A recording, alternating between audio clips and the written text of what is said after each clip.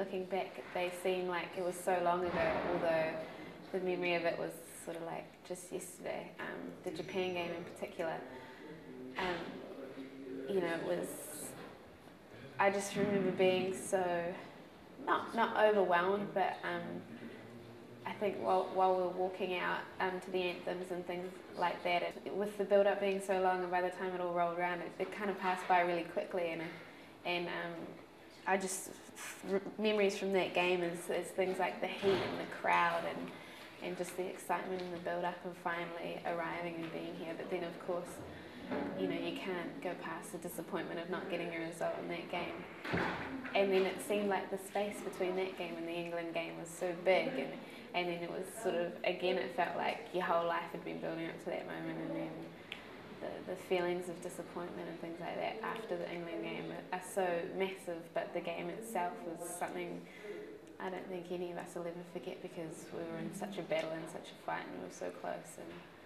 I don't think anyone will ever forget it. So my World Cup so far feels like it's been just these two massive moments that took forever to arrive but went by so quickly, and were unforgettable for different reasons. It's hard because to score a goal is amazing, but it's really hard to have any perspective on it, because the game itself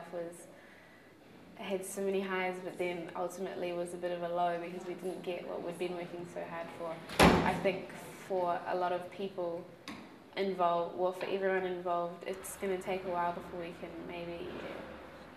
get a handle on what we actually achieved, and I think personally it'll take a while for the hangover of losing to be replaced by the elation of, like, I'm so stoked to have scored, but it's hard when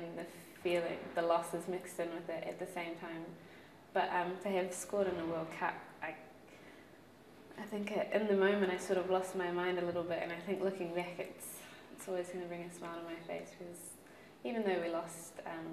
they can't take the goal away from me, and that was brilliant in itself. Yeah, so I'm pretty happy to have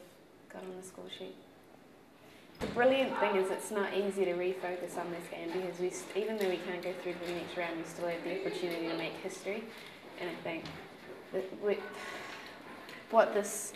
a big part of what this team's about is the fact that we have worked so hard and we've come such a long way, and that we want the fruits of our labour to show through, and we still have an opportunity to do that, and we can make history and still be remembered as, you know,